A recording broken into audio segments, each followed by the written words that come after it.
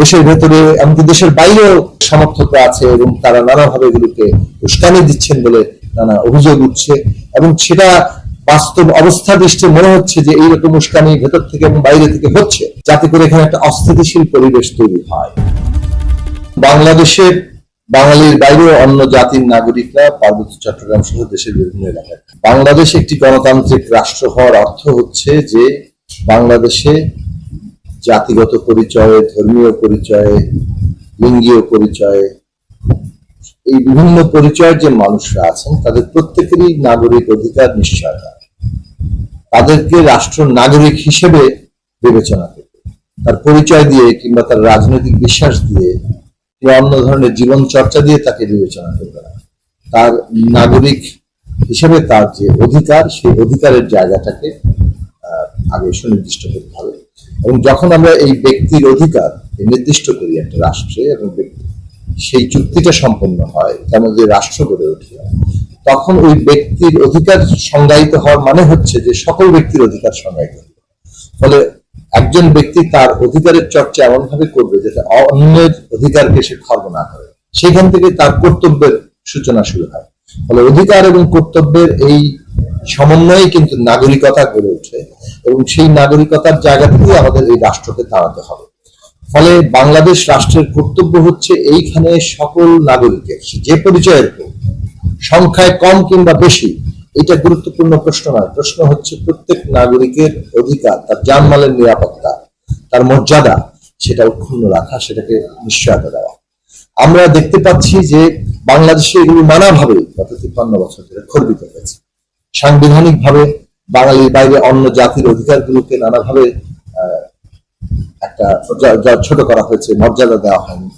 তাদের যে নিজস্ব জীবন চর্চা, সংস্কৃতি, তাদের ভাষার অধিকার, এইগুলোকে গুরুত্ব দেওয়া হয়নি।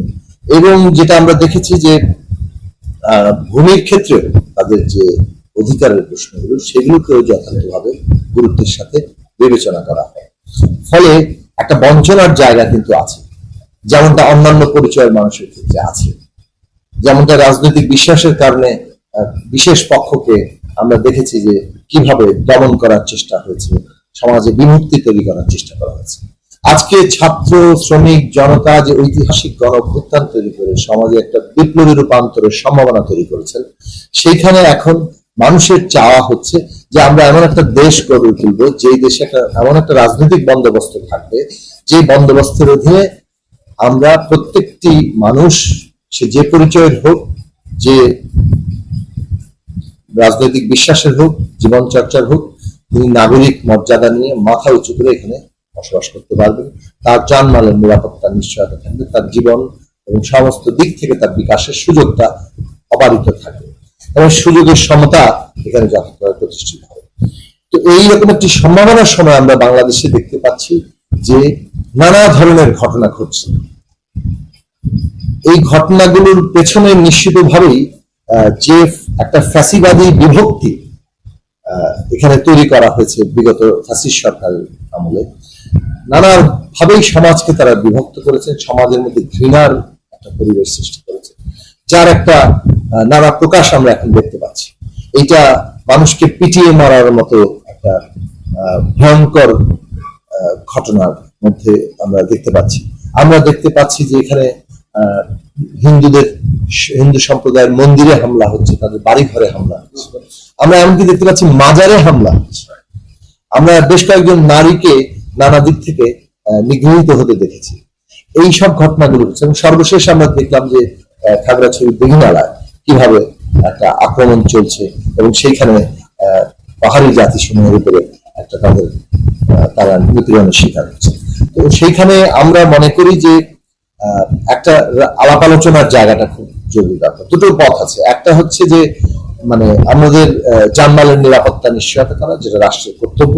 দুই হচ্ছে বিশেষভাবে পার্বত্য চট্টগ্রামে আমরা দেখতে পাচ্ছি যে ওখানে একটা ডায়ালগ, একটা আলোচনার সূত্রপাত করা দরকার, যে আলোচনার মধ্য দিয়ে পাহাড়ি এবং ওখানে বাঙালি যারা গিয়েছেন তাদের মধ্যে আলাপ আলোচনার একটা জায়গা হবে, কিভাবে সম্প্রীতির জায়গা রক্ষা করা যায়, এবং ওখানকার সমস্যাগুলো কি সেটা চিহ্নিত করা, এবং যারা বঞ্চিত বোধ করছেন বিশেষত পাহাড়ি জনগোষ্ঠী, থেকে তাদের যাদের নিরাপত্তাহীনতা কাজ করছে, যাদের উপরে আক্রমণ হচ্ছে, তাদের কথা শোনা স্পষ্টভাবে, তাদের দাবিগুলোকে স্পষ্টভাবে আমলে নেওয়া এবং সেখানে এই আমাদের রাষ্ট্র, সরকার এবং ওখানকার জনগোষ্ঠীর মধ্যে একটা আলাপ আলোচনার জায়গা তৈরি করা এবং তদনুযায়ী পদক্ষেপগুলো নেওয়া, যাতে করে আমরা এই সমস্যার সমাধান করতে পারি।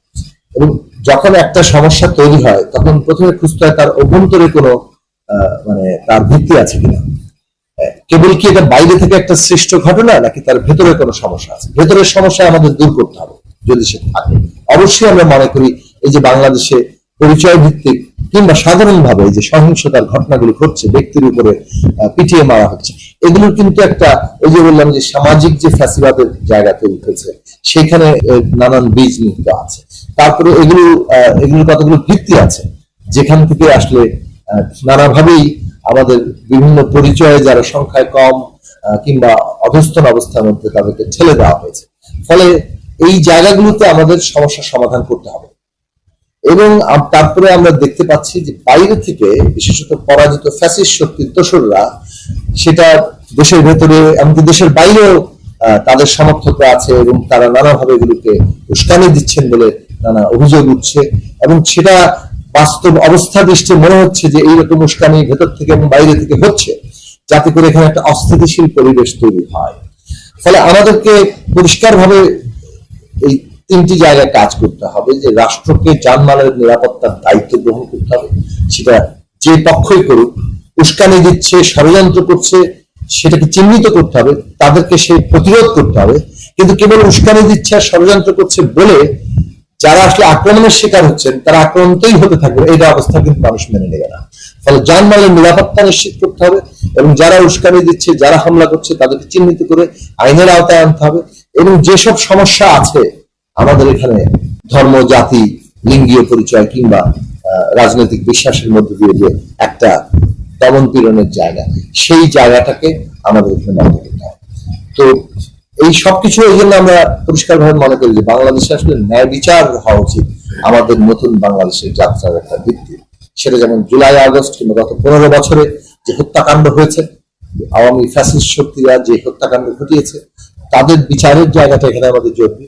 কিন্তু এই যে এইসব ঘটনাগুলো এখন যারা ঘটছে সেগুলো যথাযথভাবে তদন্ত করে সেগুলোকে যারা দোষী ব্যক্তি তাদেরকে আইনের আওতায় আনা দরকার, যাতে করে আমরা সত্যি সত্যি একটা ন্যায় বিচারের জায়গা সৃষ্টি করতে পারি। কেউ একটা ষড়যন্ত্র করছে বলে পুরো বিষয়টা যাতে ধামাচাপা না পড়ে এবং মানুষ ন্যায় বিচার থেকে যাতে বঞ্চিত না হয়।